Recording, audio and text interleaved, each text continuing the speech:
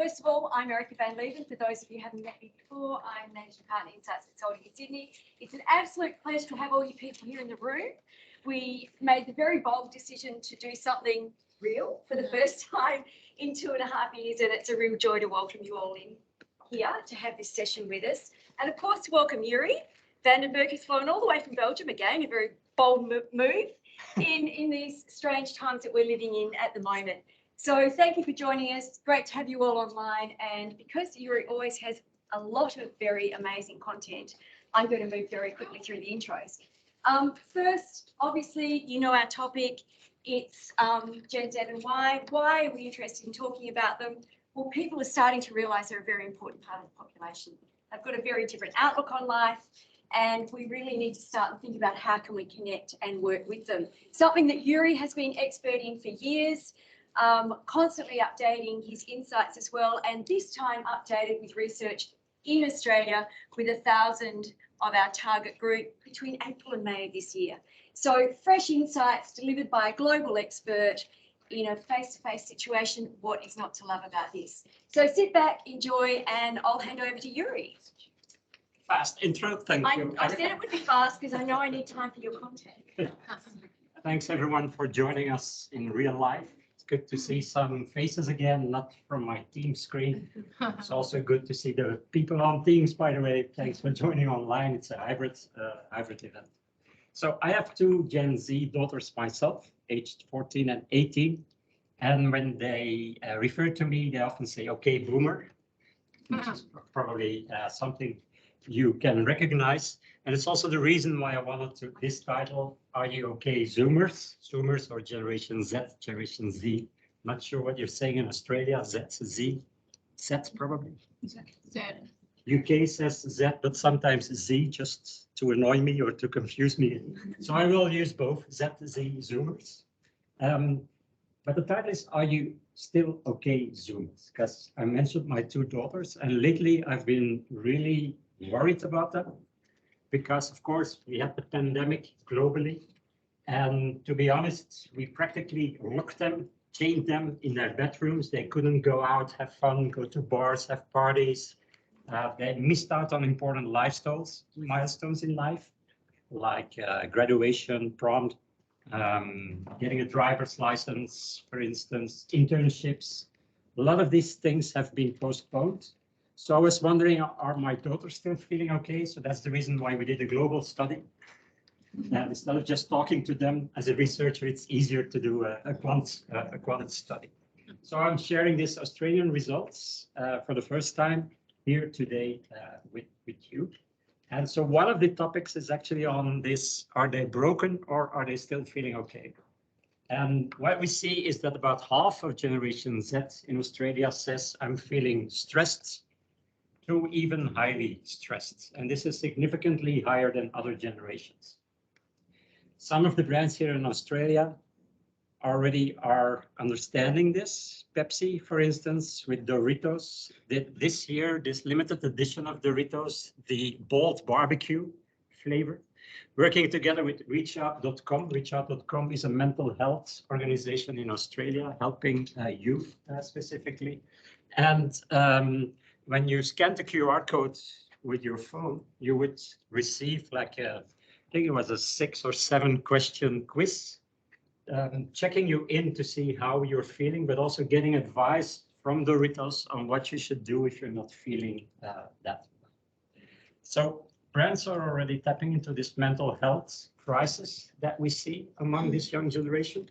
And we increasingly see more manifestations. I'm sure you were watching the Olympic Games last summer, Olympic Games 2020 taking place in 2021, so also postponed. And Simone Biles, she withdrew from the team's final, the gymnastics final of the US team, stating that she wanted to protect her mental health. And to me as a Gen Xer, I was watching this and I thought, what? Simone, these are the Olympic Games. This is the final of the Olympic Games. You cannot withdraw from a final. I mean, it's not like another contest. It's the Olympic Games. But Generation Z, like Simone Biles, they are more open to talk about the struggles they have, the mental health struggles they have. And many of these mental health struggles are actually related to jobs. This is also what we see in the Australian results. So the number one stressor for the 48% that says I'm feeling stressed to highly stressed is actually my job, just like it is for Simone Biles. Or if they're still students, my studies. Basically, and it's often not external expectations. It's often not the Gen X parents saying you have to study hard, you have to work hard, you have to get a job. Mostly it's internal expectations. I want to achieve the same things as my parents did. I want to keep this same standard, living standard. So I have to study hard, I have to work hard, and it's creating stress for our kids. Number two is financial worries in Australia, but as you can see, it's not typical for the generation because everyone with the rising costs of living, inflation, this is really a worry for many people. You can even see for baby boomers, it's higher. But again, this is statistics, but it's based on the subsample of those who are feeling stressed to highly stressed. And when it comes to baby boomers, the pink graph, this is like 25% of the total Australian population of baby boomers that feels stressed compared to half of the Gen Z population that feels stressed. But the 25% of baby boomers that feel stressed, it is clearly related to financial worries as well. But this is not a presentation on baby boomers. So let's move back to Generation Z. And you can see that the third most important source of stress is comparing myself to others. And that is more significantly higher for the youngest generation. To illustrate this, I have a fragment of one of my favorite TV shows on HBO Max. It's called Euphoria. Maybe how many of you have watched Euphoria? Show the hands. I cannot see the hands online, but many of you did. Second season as well. Yeah. This is a fragment of the second episode of the second season. Kat hated herself. But the problem with hating yourself is you can't really talk about it. Because at some point recently, the whole world joined a self-help cult and won't shut the fuck up about it. It's not gonna solve all your life problems, but it is gonna solve Kat, battle. you're one of the bravest, most beautiful human beings I have ever seen. That's not true. Yes, it is. I wish I had your confidence. But I don't, like, feel healthy. Yes, you are. No, like, seriously, I'm not. Kat, you just have to love yourself. But that's what I'm trying to tell you. I fucking hate myself. Every day you get out of bed, it's an act of courage. That's easy for you to say. You don't have, like, fucking mental problems. Yes, I do. Why do you think I look like this? Are you kidding? I wish my mental problems made me look like you.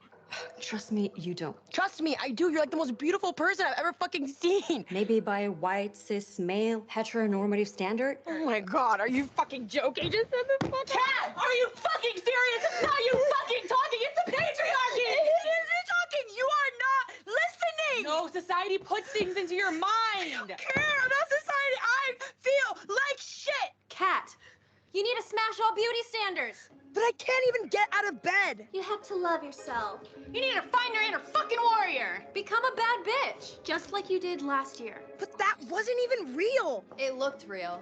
That was the point. I found it inspiring. Shut the fuck up! Love yourself! Love yourself! Love yourself! Love yourself! Love yourself! Love yourself! Love yourself! Love yourself! Love yourself! Quite impressive, as is the rest of the series of Euphoria. But it's a good illustration of this comparing yourself to others. What she's seeing in real life is, of course, not happening often in real life, but it's happening online, on WhatsApp, on Instagram, on TikTok, on Snapchat. So comparing ourselves to others, but it's also a good illustration of what you can call toxic positivity. Toxic positivity is giving positivity to the wrong person at the wrong time, at the wrong dose. And that's what Kat is experiencing. Love yourself. Take care of your internal warrior. If you're not feeling well and someone is saying, hey, come on, be optimistic, be happy, it creates extra mental stress for them. Now, luckily, we increasingly see that day-to-day content creators, Gen Zers, but also their role models, celebrities, influencers are opening up on social media and becoming more real, more authentic. For instance, Bella Hadid, a supermodel, 50 million followers on social media. She recently started to weep during an Instagram live, talking about her depression and about her anxieties. And the more celebrities and role models are doing that, the more it gives the signal to Generation Z to open up themselves, to talk about their problems, and to not be afraid to share emotions and to say it's okay not to be okay. Now, brands are also tapping into this space. This is an example of Lush, which can be seen as the body shop for Generation Z, you could call it. And Lush actually decided to stop all social media at the end of November last year. So if you go to the Lush Australia Facebook page, for instance, you would see that this is the last post and it says, be somewhere else. Don't be on Facebook. And so the quote, it's quite a long quote, but the founder of Lush says, when we look at social media, it does the opposite of what I'm trying to achieve with my brand, because the DNA of my brand, it's all about unwinding, relaxing, switching off. And what social media are doing is continuously keeping you switched on. TikTok, for instance, video after video after video after video, and like hours and hours glued to your screen, not switching off. So that's the reason they stopped with their social media. Another example is Dove, of course, Unilever brand. Dove has been campaigning about the beauty standards, idealized beauty standards for years. They have updated this campaign with the reversed selfie campaign, in which you can see a girl posting a selfie on a social media channel, but reversed. So taking away all the filters that she's using, all the efforts that she's doing to just post a selfie picture of herself online. And in the end, you will see how the girl really looks like, which is, of course, quite different from the girl you can see online. And that's the reason why I did this is because they knew from research that by the age of 13, 8 out of 10 Gen Z girls has already used face editing apps or tools like Facetune, for instance. And Dove says, this is not only removing freckles or impurities of the skin, but it's also removing the confidence of our young generation. So it's not a good thing. So they created this campaign showing the real girl versus the one who you can see on Instagram or on other social media channels, just to pinpoint that this is not okay. And also to guide parents in to talk to their kids about that and not about the negative effects on how they feel about themselves, because it removes confidence. Wouldn't it be great if there would be like a magic potion that gives you extra confidence? It already exists, only in the US, of course. This is a new functional drink called Confidence. And it's a startup from Gen Z entrepreneurs in Beverly Hills. And they said, we don't need Red Bull. We don't need extra energy. We have the energy, but we lack the confidence. So this is a mood boosting functional drink that has rhodiola, magnesium, HTP5, GABA, B vitamins, all ingredients that are supposed to boost how you're feeling and giving you more confidence. And that's what Generation Z needs. 53% of Gen Z in Australia says, I am often lacking confidence. So it makes sense to create a drink to help you with feeling better and feeling more confident. Now, up till now, you could say, Yuri, that's a very negative story on this young generation. They are stressed out, they are lacking confidence, they have mental health problems. Luckily, we also did some questions on happiness. And what we see is that the happiness levels of Gen Z are actually equal to the happiness level of other generations, except for Generation X, who is the most unhappy generation all around the world, also in Australia, because they're coping with raising Gen Z children on one hand, but also having a lot of stress at work recently. And combining those really makes it tough for Gen X. But again, this is not a Gen X story. It is a Gen Z story.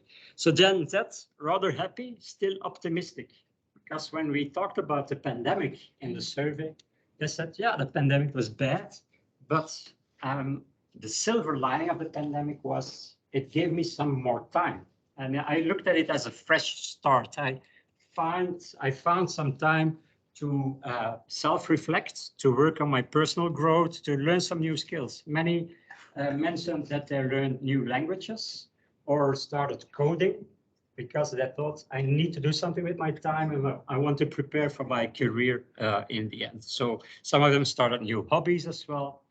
So they saw it as also a moment actually to level up, you could call it. Very important for this generation. And they also expect brands to help them to level up and to support them in their life goals. One example comes from the UK. This is an alcohol-free beer brand, Free Store. And they created a mentoring WhatsApp hotline where young people could directly connect with executives from BBC, but also from Tesla UK, to help them with writing like a job application or preparing for a job interview. Because of course, many of them lost their jobs. Many of Generation Z is working in hospitality, and these were typically the jobs that were stopped during the lockdowns. So as a brand, we can help them. This is an example of Headspace. Headspace is a mental health app. In Australia, they did the Take a Step campaign, actually really targeting the First Nations in Australia to work on their mental health.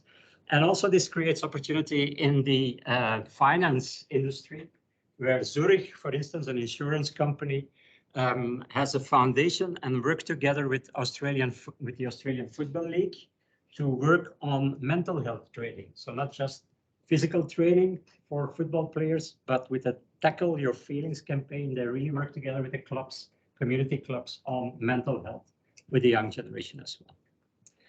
So this was the first part. We talked about being stressed out, toxic positivity, the lack of confidence, but on the positive side, also the fresh start. And here a brand can actually position yourself as a coach. So rather than preach to Generation Z, coach Generation Z as a way of positioning your brand.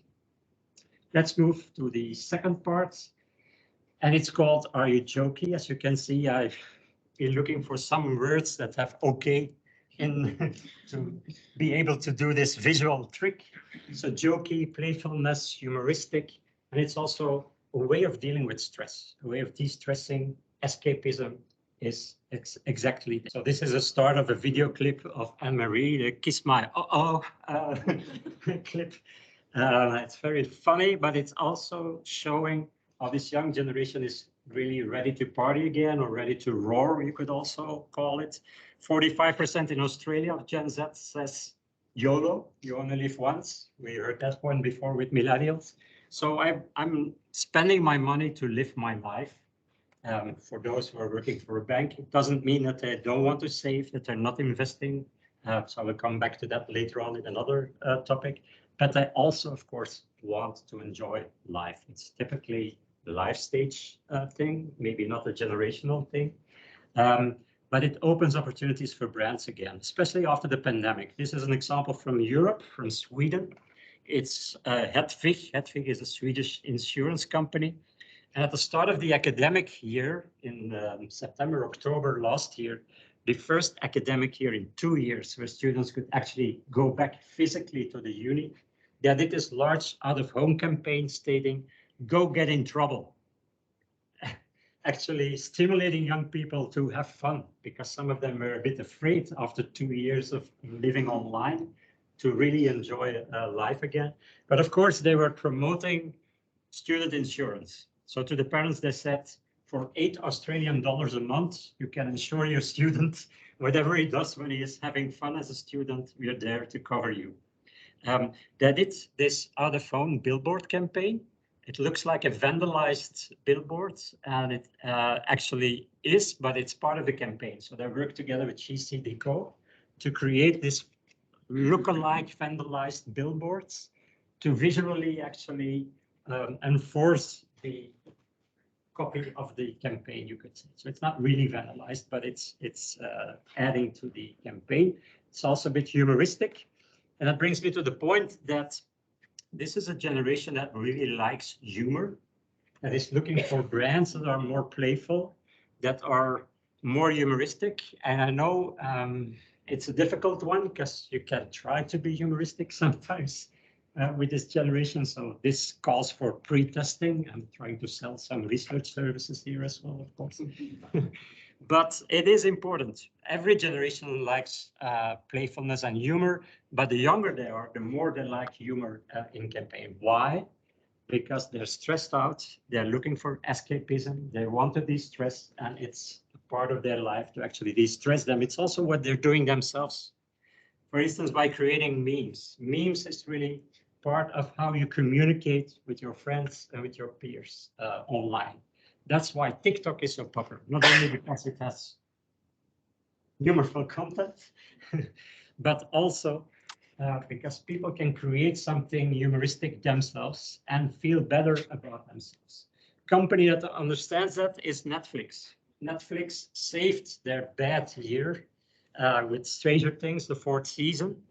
And they understand that by helping their viewers to recreate trailers and content online, they're doing. Someone has COVID here online.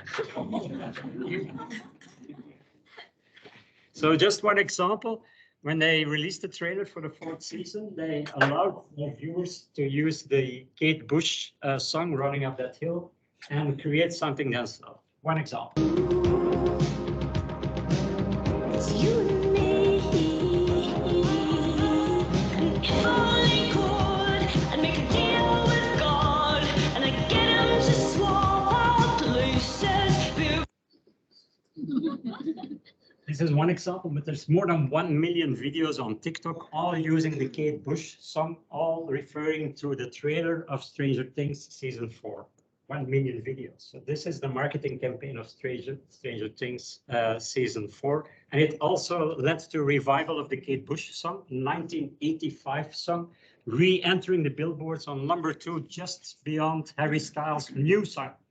So that's the effect that TikTok has. New music artists are really created on TikTok today, and maybe your brand can raise awareness on TikTok as well.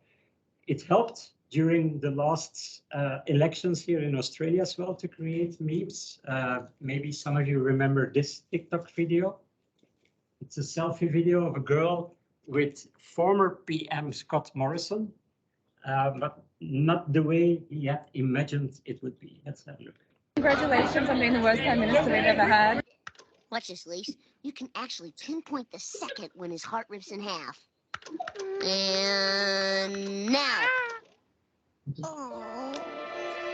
Authorised by Pete Erickson, ALP Canberra. This is one of the many examples using The Simpsons as a meme to actually make fun of the former PM here in Australia.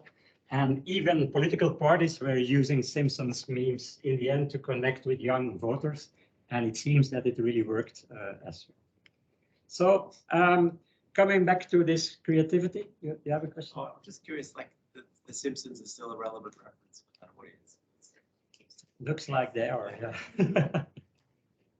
Yeah, and maybe South Park and other as well, but it really worked. It's also a millennial thing, of course, so it's a bit the youngest part of the voters. Yeah. Coming back to this creativity, because young people are spending so much time online in gaming environments, they are also showing parts of their identity online by, for instance, creating avatars. Here in Australia, already 1 out of 4 has created an avatar, and a bit less, 18%, so almost 1 out of 5 has paid in the past 6 months to buy items for their avatar, which can be a skin, but it can also be Nike shoes in a game in Fortnite. So I'm buying Nike shoes for my avatar in Fortnite, and I'm paying money for that. It's a new business, and it's becoming more important because this is such a big part of their lives. So there's already like Australian fashion brands like Miami, which is a pure metaverse fashion brand. They're only creating digital fashion. And then they participated in the Melbourne fashion event, and they had to recreate the digital clothes to put them on the catwalk. So they had this nice dress virtually, and then they had to create it actually to be able to participate in the fashion festival in Melbourne. Australian Open, same thing. Also, Decentraland in Metaverse, they created the Australian Open digitally to allow young people to connect with other tennis fans, but also to interact with the tennis players. And they could even buy an NFT, like this wonderful artist created tennis balls, invest in them. And there was a game related to that. When the ball was falling during a specific game, you could win extra prizes as well. So this is the way that the Australian Open is already connecting through the metaverse with the young generation as well. They do have a metaverse mindset. We see that in the results of our study as well. Like if you look at the number of Gen Z that is playing games online, significantly higher. And it's not just about the game. It's also about connecting with friends. It's hanging out with friends, because chatting with friends online, even watching other people playing games is content to them. I don't understand it as a Gen Xer. Looking at a movie where someone else is playing a game doesn't make sense to me, but Twitch is all about that. It's the YouTube of people playing games online. Also, esports, for instance. 1 out of 5 Gen Zers is regularly watching esports. And still, esports are not part of the sport news. But maybe they should be part of the sport news, because to Gen Z, it's sports. It's part of their lives, for sure. One great example of a brand understanding the importance of this new virtual world comes from an industry that I wouldn't have expected to be in touch with the young generation, is pharma. This is an example from Pfizer. Pfizer in Brazil worked together with GTA, Grand Theft Auto, quite a popular game. And they recreated a vaccination center in GTA in Brazil. And you could get your avatar vaccinated for COVID in the game, and then it would give you extra immunity when you play the game. So you would live longer when you played GTA online, when your avatar was vaccinated with the Pfizer vaccine. This led not only to raising the awareness of getting vaccinated for young people, but also to actual more young people in Brazil getting vaccinated for COVID. And it's a good illustration of how powerful online environments can be today. Another brand that really understands this is Coca-Cola. Coca-Cola with a beverage. A beverage, it's something physical that you drink. How can you play a role online?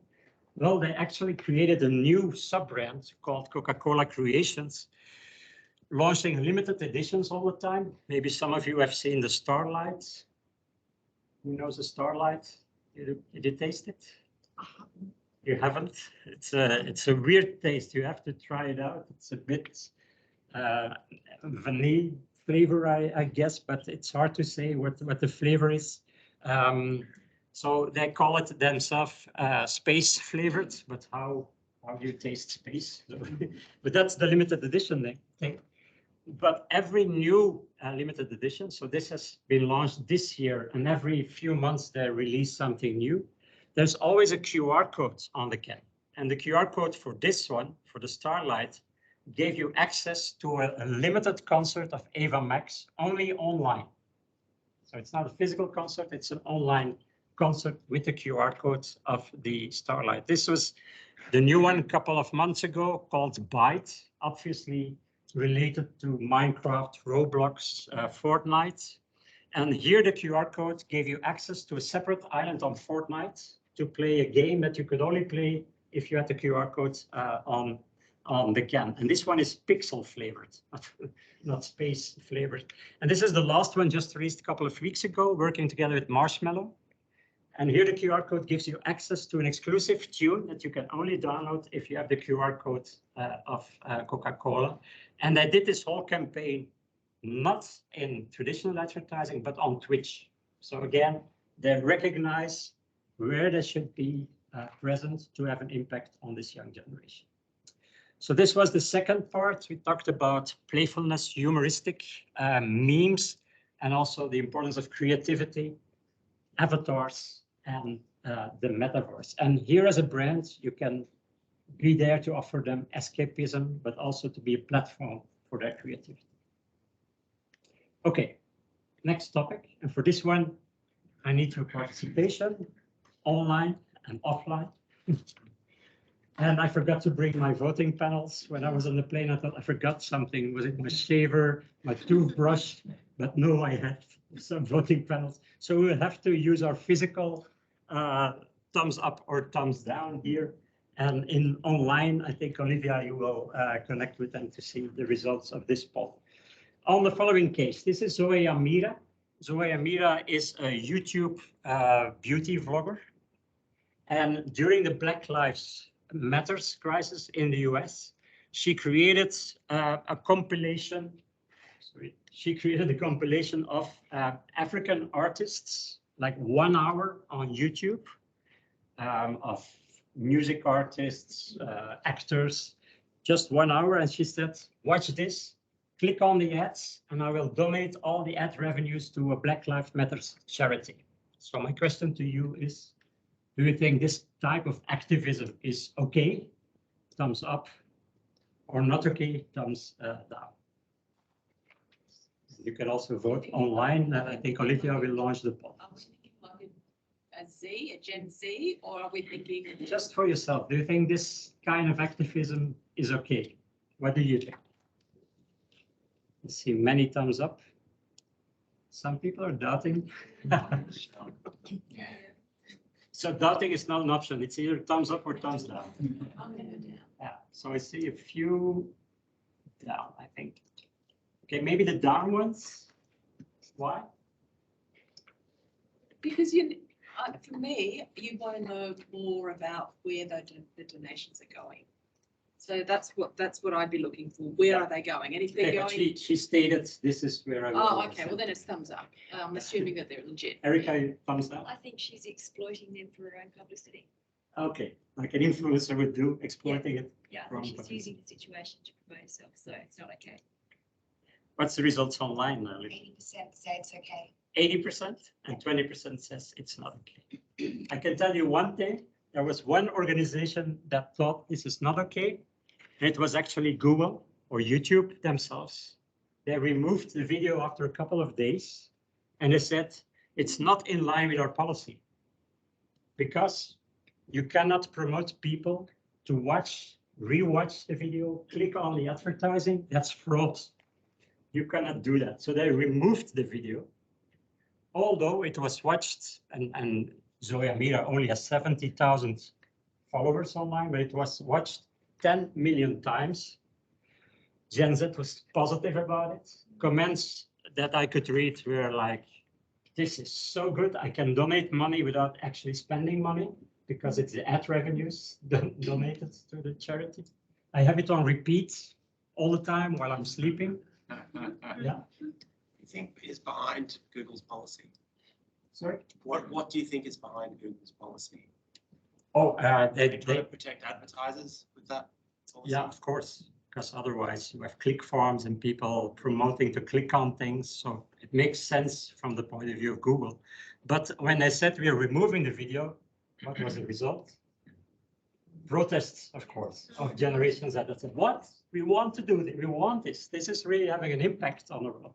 So Google had to promise, okay, she cannot do this, but we will donate the amount that she has already raised to the same charity, because we don't want to have these protests and fights in the end. This brings me to the next topic, and it's the wokeness of this generation. And you cannot talk about Generation Z without talking about wokeness. And I'm a Gen Xer myself, so often I'm saying, yeah, woke, yeah, right. Yeah, I have 2 Gen Z daughters, so they're often commenting on me just when I buy mineral water in plastic bottles. That's bad for the environment, and you should drive an electric car. But when I go to their bedrooms, it's full of plastic. So they're not always walking the talk. And my oldest one, today 18, Vita, when she was 3 years younger, at a certain point she said, Dad, I'm not going to school anymore on Fridays. I was like, Are you part-time schooling? What's your problem? And she said, Dad, are you not living on the same planet? Have you heard about Greta Thunberg, Fridays for Future? I'm joining that movement. I'm also protesting for the climate on Fridays. I was like, can't you go on strike on Sunday? Like other people. And she said, Dad, are you stupid? You don't understand how media work. You don't understand how media work? I've been in marketing and advertising. No, if we do it on Sunday, we will be like a small short article in newspaper. But if we skip school, then it will be front page. I was like, oh, maybe she has a point. So yeah, wokeness in a specific way with impact. Zoya Mira, all online with impact. I mean, Google boycotting you and then admitting they made a mistake. You can have impact online. So you could say they're clicktivists or click activists. This is another example, not during the Australian elections, but during the US elections. This video. Oh no, I signed up for a Trump rally and I can't go. I'm sick. Oh no, I signed up for a Trump rally and I can't go. I'm sick. Using a meme again, and also registering as huge S, if you could read how she was registering. So this was an idea of the BTS army, you know BTS? You don't know BTS? K-pop band? Yeah, BTS. The BTS army are the fans, millions of fans of the K-pop band. They said we should boycott Trump in his campaign. Why not register for that event in Oklahoma, Tulsa, and then not go to the event? So that's what they did. They created this video. This one, was viewed more than 1 million times within 24 hours because they were clever enough to remove it within 24 hours, understanding that if we keep it on TikTok, maybe the Republican presidential team will hear about it and they will take action. So they removed it again. And so the Republicans thought that there were 1 million people interested in the event. But when we saw the pictures in the press, remember this one in Oklahoma, Tulsa, there was only 6,000 people in a stadium that could fill 25,000 people because they were boycotted by some Gen Zers with the BTS army doing this purely online. So this is the middle finger of Generation Z, saying we're not woke. We know how media work and how social media work. We can actually use our power online.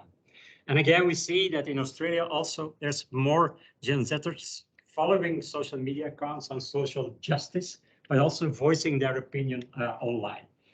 And because they're activists themselves, digital activists, maybe more than physical activists, they expect the same from brands. And when we look into the Australian results, almost 4 out of 10 says, I'm willing to pay more for female-owned brands and 35% for Black-owned brands. And this is an example of a business directory of all female-owned businesses here in Australia. Now, this wokeness, it's not just about the environment, as I mentioned, but it's also about other taboos still in society. We see that 54% in Australia is agreeing that there are still too many stereotypes. I will have to skip some slides because I'm a bit wary of time. And when we look at the issues that are really important to Generation Z, we see that LGBT rights are more important, but also racism, suppression and abuse of women, gender inequality. These were mentioned more in the top 3 world issues that are important to Gen Z. And this question was like a list of 20 different items, including terrorism, poverty, economic recession, etc., etc. But the ones that were really significantly different for Gen Z are typically these. So yes, there are still too many gender stereotypes, and also gender fluidity is important to this generation. So 47% agrees that gender identity is something that can change over time. Many of them know friends that prefer to be referred to with a gender neutral pronoun, which to Generation X and even to millennials is something really new. Again, this is reflected by brands. For instance, media are often the first like mirror to the society. DC Comics, for instance, I'm not sure if you know it, but the new Superman is bisexual. This is also Superman, #1, just before Kate Bush. Harry Styles, very popular with Gen Z, and it's very gender fluid. In interviews, he says, I don't want to talk about gender preferences, about my relationships. It doesn't matter. I don't want to be put in a box. And that's exactly what Generation Z also feels about this topic. So if you look at the way he's dressed, for instance, it's gender fluid. And he also launched Fleasing. It's a cosmetics line. My daughters asked me to buy it for Christmas. That's ridiculously expensive. So I was like, oh my God, $50 for nail polish. But it looks very nice. The packaging is nice. And it's gender neutral. So it's not really targeting girls. He says, my makeup is for everyone who likes to wear makeup. An example in Australia, Skittles, where most brands are like adding a rainbow to their packaging during Pride Month. Skittles says the only rainbow that counts is the rainbow. And we are working together with -18 LGBTQIA+ youth organization to walk the talk rather than to just change our packaging. Going back to the metaverse, one of the reasons why this young generation likes to be in virtual worlds is because an avatar creates opportunities. You can be a monster on one day, like this one, or a beautiful girl on another day, even if you're a boy. So that's an advantage, you could say, of digital worlds, gaming worlds. And when we asked this statement to Australians, we see that 4 out of 10, both of millennials and Gen Z, says, yes, the virtual world is a more equal world than the online world. And again, this creates opportunities. Fox, for instance, has created a new show called Alter Ego. You can look at Alter Ego as a crossover between Masked Singer as a format and The Voice or X Factor. So it's a talent show and people are using their avatar on stage instead of performing themselves on stage, and they can sing backstage. So the jury is not seeing who is performing, they only see the avatar, which creates opportunities for more introvert people to show that they have a nice voice without actually performing on stage. Let's have a look. Lost dreams and second chances are reignited when singers from all walks of life become the stars they've always dreamed of being. Look what we got here! What? Growing up, people always judged me by the way I looked and the way I sang, but I realized I don't have to be afraid. In front of some of the biggest names in music, will.i.am, Alanis Morissette, Grimes, and Nick Lachey, as they search for the next generation superstar. I can't wait to meet the human beings behind these alter egos. An alter ego actually really helps me a lot in life. I like the hair. Yo, do that again, bro. So a great example of how this avatar technology creates new opportunities for equality for introvert people. So we talked about wokeness, about digital activism, about avatar equality, about getting rid of taboos. And here your brand can be a platform to have more impact. So what Generation Z really wants is brands that help them to create a better world together, collectively with the brand, because they understand a company, a brand has an impact on society, and together we can really create a difference. Let's move to the last topic because we're running out of time. And again, we need your participation, also online. On the following topic, this is a cocktail that you could buy last year in New York, in West Village, at Quality Eats. And if you wanted to buy this cocktail, it would cost you 1,400 American dollars. Question is, of course, do you think that's okay? Or do you think it's not okay? To sell or to buy a cocktail for $1,400. So Quality Eats, it's a steakhouse in West Village, and they sold this cocktail for $1,400. Who says it's okay? Thumbs up. Says not okay, thumbs down.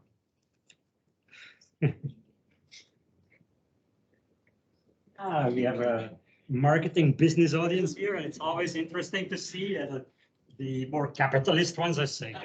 if there is a demand, it's like demand and supply, right? So it's nothing wrong with that. It's a free market. So probably that's, who says it's not okay? Yeah, why not? I find it ridiculous. You find it I'm not ridiculous? gonna pay for it. I know You there's will gonna pay. be a market for it, but Yeah. it just seems out of touch. Okay. Someone has moral thoughts about this? Like it's not okay to do this? Just feels wrong, like, it just feels so just wrong, like It in feels my wrong. bones. Yeah. Just, I know people can afford to pay it and they can pay it, and if they wanna buy it and someone wants to sell it, that's Yeah. the nature of a whole society. Yeah. But at the moment, it just feels. This is not only New York, by the way. I went to a fantastic restaurant. Erica suggested it to me, Rockpool, yesterday. If you look at the wine list, I mean, you can buy some very expensive wines if you like wine. What did Olivia online? What was it? 77% say no. 77% says no, and 23% is more commercial capitalists like demand supply. So actually, they did it. It was even worse. You could not drink the cocktail because it was an NFT. So they launched this NFT, and you could buy it for, what was it? 0.75 Ethereum, like a digital currency. Back then was worth $1,400. Today it would be worth a bit less. And it gave you the picture of the cocktail, but also the exclusive ownership rights of the recipe of the cocktail. You just couldn't drink it. You had to make it yourself. It was sold out immediately on OpenSea, so the platform to sell NFTs. So this brings me to the last topic. How do they think about the future, about finance, about investments, about the value of money or NFTs? And one thing is for sure, I already mentioned it, the cost of living, it is really a problem for all of us, but also for the youngest generation, and that they do understand that they will have to work hard to really achieve the same levels as their parents did, which is also reflected in the number of young people that already has a side hustle. So again, we did Gen Z 18 plus because of ethical research reasons. So we didn't, the 12 to 17, we didn't interview them because we're not allowed to directly contact them. And this has an effect on the figure, of course. But among the 18 to 25-year-old Gen Zers in the sample, 80%, 80 is working, 20% is students. And despite 80% working, 45% says, I have a side hustle. So I do something next to my studies or job to get more money. And again, this is significantly higher than with other generations because they feel that they have to do it to get to the same level than their parents are doing or than others are doing. And this starts at a very early age. This is an example, Jamie Ibanez. It's a US example. As a kid, was already selling snacks, Mondelez snacks like Oreo, for instance, but also Mars snacks and Nestle snacks, to his fellow high school students who were too lazy to go to the store. So he went to the store, bought the snacks, and then resold them, took a margin on it, and he earned $5,000 of savings just by doing so. So his first side job, you could say. Then when he graduated, when he was 18, he said, snacking, it's really my thing. I want to work for a snack company. So he went to work for a snack company, but he was disappointed because he couldn't run his own business. He had some training to do. He had to do sales for the large corporates. I said, why should I do that? He felt the hunger, pun intended, to start up his own business, the hunger for entrepreneurship, which we also recognize with Gen Zers in Australia. 50% of Gen Z says, I want to start up my own business. I don't want to work for another boss. I want to work for myself, which is exactly what Jamie did. So he took his $5,000 of savings, invested it in his first vending machine, and started a vending machine business. Today, he has 32 vending machines in Texas, earning him $10,000 a month. And then he's creating videos on YouTube on how to start your own vending machine business. And with the ad revenues of YouTube, he's earning another $10,000. So he's earning $20,000 a month, half of it by being a vending machine influencer on YouTube. It's not the only vending machine influencer, because if you look for vending machine on YouTube, you search for vending machine, you will see other vending machine influencers all talking about how to start your own vending machine business with 800,000 followers and getting revenues from this ad as well. So this is how this young generation is really passionate about monetizing their hobbies, you could say, or their side hustles in the end. And this is a local example, Rawi Singh, not sure if you know her, makeup artist, and also selling her own face accessories, which became very popular because in Euphoria, this was a look that was used a lot. So Embellished by Rawi is her own company of face, you call that face accessories, I guess, and very successful here in Australia. H&M thought, maybe there's a business in that, because you have the normal H&M fashion retail business, but they started a wholesale business called H&M Blank Stables, and they're selling H&M clothes with a white label in a wholesale business. So you can order like 200 pieces of the same article in the same size to resell it to your followers on Instagram or on TikTok or on Snapchat. And then, as you can see, it's a white label, so you can print your own name on it, your own brand name. And the T-shirts are not all white, but you can still make a print on it and then sell it as your own collection. So this is a new business for H&M, the influencer fashion economy business. Come to the last part of the presentation, and it's about the importance of money and status. As you can see, 4 out of 10 of Gen Z in Australia says, yes, that's important. Remember, there are the kids of Gen X. Gen X, really the yuppie generation. And even if you're not explicitly raising your children with saying money is important and status is, I'm continuously saying to my kids, I want you to be happy, to enjoy life. But on the other hand, they see how much money I spent on my clothes, on my car, on my house. So implicitly, you're giving your values to your kids anyway. And that's what we see exactly with Gen Z. They're more about status and money than previous generations because they're the kids of Generation X. They're also following finfluencers. Queenie Tan, for instance, Australian finfluencer, is very popular.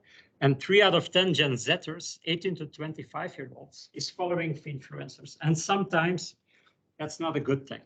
Like some finfluencers can really be bad influencers like this one.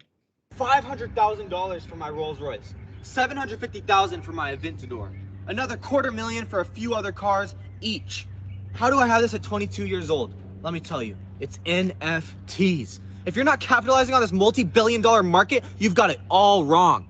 Join my Discord and I'm going to teach you exactly how to get into this industry, whether you have little to no money, a medium amount of money, or a high intensive amount of capital to generate massive revenue. Join the Discord.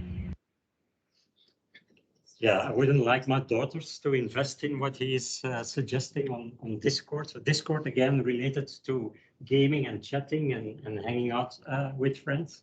The Australian government actually said, if you're a finfluencer and you're not educated, you can face 5 years of prison because they want to protect actually the young generation of finfluencer freaks. But in the end, what we see is that Gen Z in Australia is investing in NFTs, only 9%. So this is lower than, for instance, in the US, where it's much higher. But 1 out of 5 has already invested in crypto. Here in Australia, it's still lower than in stocks, by the way. 28% is investing in stocks, which is higher. It's the same amount for millennials, but it's higher for Generation X and baby boomers. But these 4 are also higher than for other generations. So NFTs, crypto. What we also see in this picture is that they're investing more in art. Because again, creativity is important to them. And that's how NFTs really tap into their passion, because NFTs, it's not just about investing, it's also something creative. So it's digital art, which to them could replace physical art in the future.